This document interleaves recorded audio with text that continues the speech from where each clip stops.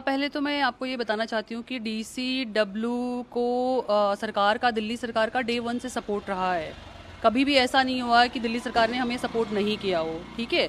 और अभी 2 महीने पहले तक ही हमारी भूतपूर्व चेयरपर्सन बोल रही थी कि क्या नाम है, एलजी के इशारे पे सब चीज़ें हो रही हैं, एलजी के इशारे पे फंड रोका गया है, एलजी के इशारे पे 92 लोगों को निकाला गया है।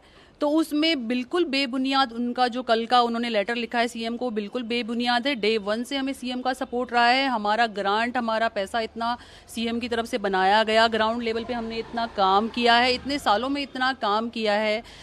ऐसा नहीं है कि डीसीडब्ल्यू का फंड पहली बार रोका गया है। डीसीडब्ल्यू का फंड इससे पहले भी 2016 में रोका गया है। 3 महीने तक एलजी के ऑर्डर पे हमें फंड नहीं मिला था और हम लोग फिर कोर्ट का हमने दरवाजा खटखटाया और हमें वहाँ से रिलीफ मिला है, ठीक है। 2 महीने पहले तक चेयरपर्सन बोल रही हैं कि एलजी के इशारे पे सब हो रहा है, इतने लोग दिल्ली महिला आयोग को ठप करने की कोशिश की जा रही है और एलजी के इशारे पे जो दिल्ली सरकार में उनके ऑफिसर्स बैठे हुए हैं, आपको पता है उस पर दिल्ली सरकार का कोई कंट्रोल नहीं है। वो लोग सारे दिल्ली सरकार को ठप करना चाहते हैं, ये उनके इशारे पे हो रहा है। तो सडनली अभी ऐसा क्या हो गया है कि आप सीधे दिल्ली सरकार को टारगेट कर रहे हो? इससे पहले तो आप 2 मई का जो प्रेस कॉन्फ्रेंस हुआ था डीसीडब्ल्यू के नीचे, उसमें आप सब लोग थे।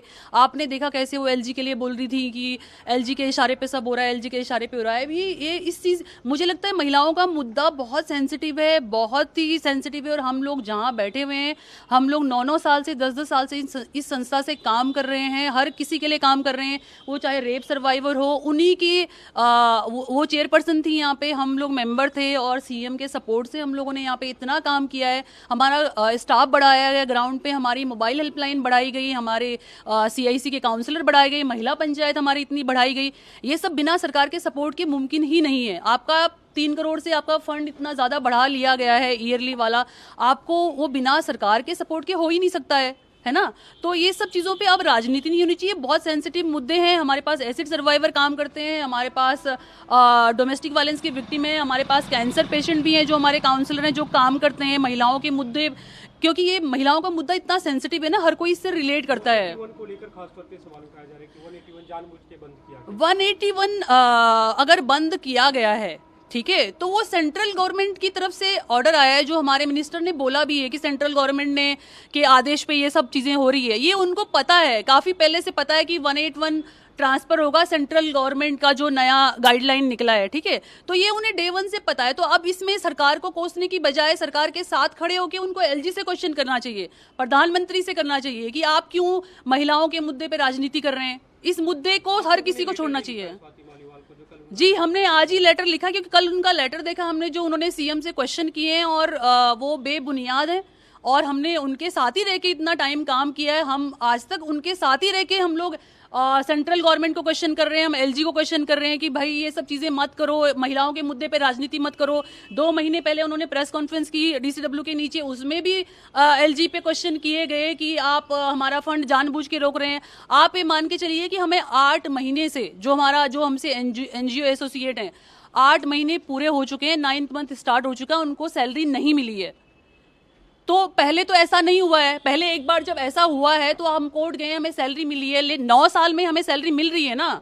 अब जब रोका जा रहा है, आप अपनी सरकार के साथ खड़े होने की बजाय आप जाके क्या नाम है, आप अपनी सरकार को ही कोस रहे हैं। आपकी सरकार का कहाँ पे यहाँ पे? आज तक तो आपको कोई दिक्कत नहीं आई, उनको चेयरपर्सन बनाया, हमको मेंबर बनाया, हम लोग 9 साल से यहाँ पे काम कर पाए हैं।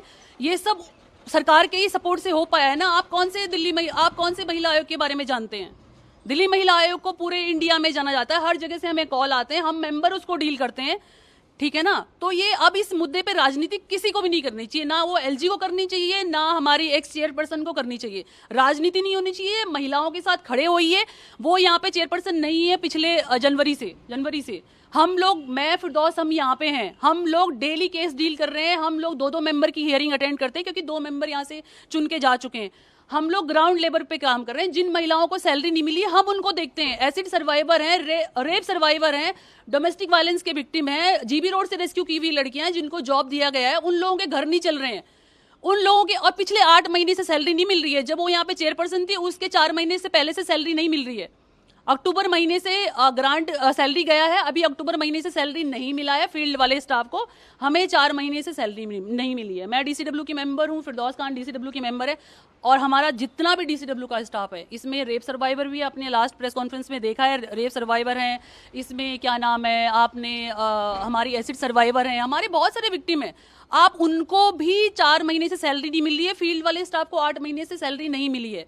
इस पे पॉलिटिक्स नहीं होनी चाहिए, उनको हमारे साथ खड़े होके एलजी को क्वेश्चन करना चाहिए कि आप दिल्ली सरकार का जो भी फंड आपने रोक रखा है, दिल्ली सरकार के वहाँ से हमें वो फंड रिलीज किया जाए ताकि हम लोग प्रॉपर फंक्शन कर सके, फील्ड में काम हो सका और महिलाओं के लिए काम कर सकें।